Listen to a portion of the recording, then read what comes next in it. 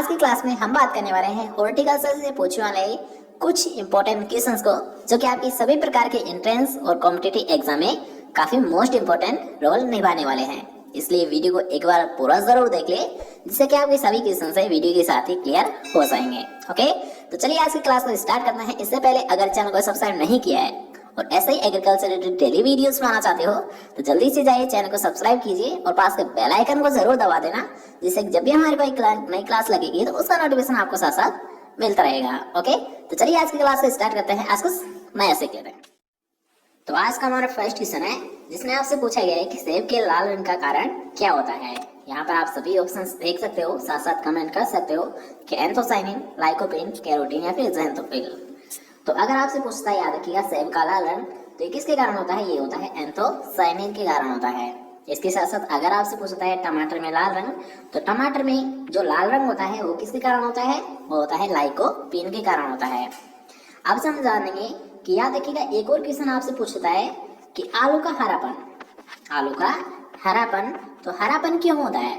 याद रखिएगा, ये होता है सोलिनिन नामक वर्णक के कारण। तीनों ही याद रखिएगा, आपसे कई बार एग्जाम में पूछे गए हैं, इसलिए आप इन तीनों को नोट जरूर कर ले कि सेब का लाल रंग एंथोसाइनिन के कारण, टमाटर का लाल रंग लाइकोपीन के कारण और आलू का हरापन सोलिनिन नामक वर्णक के कारण। ठीक है, तीनों क्वेश्चन क्लियर हो गए।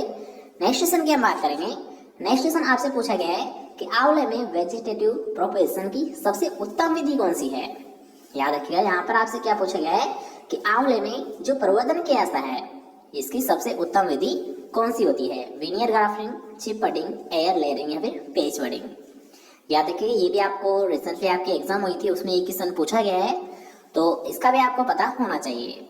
तो याद रखिएगा, अगर आपसे पूछता है आंवले में जो प्रवर्धन किया जाता है, ये किसके द्वारा किया जाता है? ये किया जाता है, याद रखिएगा, पेज बडिंग के द्वारा किया जाता है। किसके द्वारा किया जाता है? पेज बडिंग के द्वारा किया जाता है। ओके, नेक्स्ट क्वेश्चन की हम बात करेंगे। नेक्स्ट क्वेश्चन यहाँ पर आप देख सकते हो, जिसमें आपसे पूछा गया है कि वेजिटेटिव पार्थेनोकार्पी किसमें पाई जाती है। याद रखिएगा, यहाँ पर आपसे क्या पूछा गया है कि वेजिटेटिव पार्थेनोकार्पी किसमें पाई जाती है। याद रखिएगा, वेरी वेरी इंपॉर्टेंट क्वेश्चन है, कई बार आपसे एग्जाम में पूछा भी गया है। तो अब यहाँ पर याद रखिएगा कि वेजिटेटिव पार्थेनोकार्पी अंगूर में, अंजीर में, केले में या फिर अमरूद में। आपको क्या लगता है कि इसका राइट आंसर क्या होगा? तो याद रखिएगा, जो वेजिटेटिव पार्थेनोकार्पी है ये किसमें पाई जाती है? ये पाई जाती है, याद रखिएगा, केले में पाई जाती है।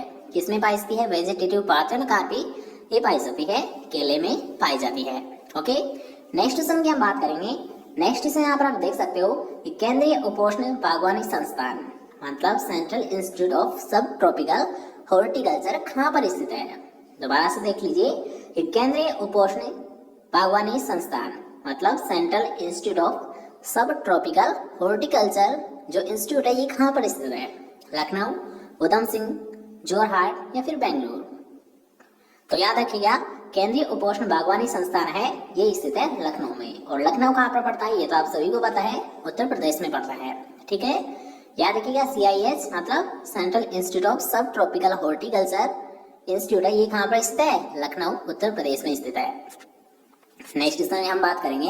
नेक्स्ट क्वेश्चन याद रखिएगा, एक कॉमन क्वेश्चन है और कई बार आपसे क्वेश्चन पूछा गया है कि टमाटर केचप बनाने के लिए उपयुक्त परिरक्षक कौन सा होता है। याद रखिएगा, यहाँ पर आपसे क्या पूछा गया है? परिरक्षक, मतलब जो उसका संरक्षण किया जाता है ये किसके द्वारा किया जाता है? जो इसका संरक्षण किया जाता है ये किसके द्वारा किया जाता है? पोटेशियम मेटाबाइसल्फेट या फिर सोडियम बेंजोएट? सी ऑप्शन है आपका, दोनों या फिर इनमें से कोई नहीं।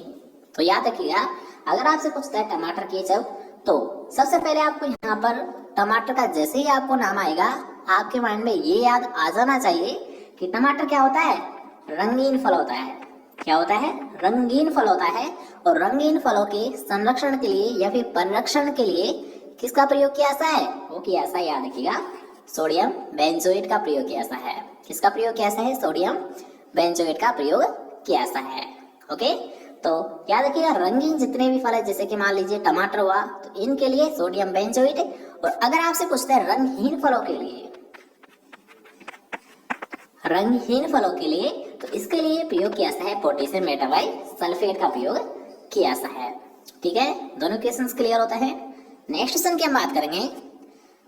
नेक्स्ट क्वेश्चन आपसे पूछा गया है कि ग्लेडियोलस का प्रवर्धन हेतु उपयोग किया जाता है।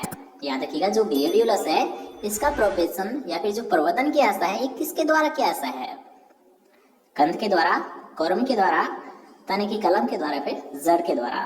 तो याद रखिएगा ये जो राइट आंसर है फर्स्ट ही रहेगा, क्योंकि याद रखिएगा जो ग्लेडियोलस का जो प्रवर्धन किया जाता है ये किसके द्वारा किया जाता है? कंद या कौर्म के द्वारा किया जाता है। किसके द्वारा किया जाता है? कंद या कौर्म के द्वारा किया जाता है। ओके, नेक्स्ट संख्या हम बात करते हैं जिसमें आप यहाँ पर देख सकते हो कि ताजमहल में स्थित ताज बगीचा, ताजमहल में स्थित है जो ताज बगीचा है ये किस शैली में, मतलब किस स्टाइल का उदाहरण है? सबसे पहले आप ऑप्शंस देख लीजिए, उसके अकॉर्डिंग आपको ये समझ आ जाएगा कि ताजमहल में जो ताज बगीचा बनाया गया है ये किस स्टाइल में बनाया गया है। स्टाइलियन स्टाइल ऑफ गार्डनिंग, जापानी style of gardening, Hindu style of gardening या फिर मुगल स्टाइल ऑफ गार्डनिंग। तो याद रखिएगा कि जो ताज बगीचा बनाया गया है ये बनाया गया है मुगल स्टाइल ऑफ गार्डनिंग। ठीक है, कुछ गार्डनिंग के टाइप्स होते हैं तो उन्हीं में से याद रखिएगा जो ताज बगीचा है ये किस प्रकार का है? मुगल स्टाइल ऑफ गार्डनिंग का प्रकार है। ओके, नेक्स्ट संख्या हम बात करते हैं। नेक्स्ट से यहाँ पर आप देख सकते हो कि फूलों के व्यापार में अग्रणी भारतीय राज्य कौन सा है?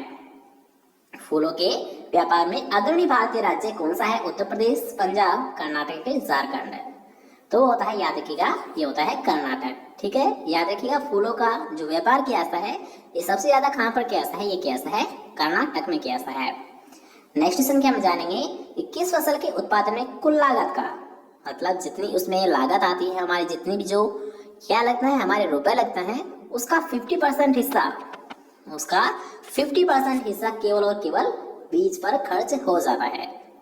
सबसे पहले क्वेश्चन को समझिए कि क्वेश्चन में आपसे पूछा गया है कि ऐसी कौन सी फसल है जिसका हम जितनी भी उसमें लागत लगाते हैं, मतलब जितने भी हम रुपए लगाते हैं किसी फसल को उत्पादन लेने में, उसका 50% हिस्सा केवल और केवल उसके बीज उत्पादन में लग जाता है। तो वो कौन सी फसल होती है? तो इसे हम डायरेक्ट क्लियर करेंगे। याद रखिएगा वो होती है आलू फसल होती है।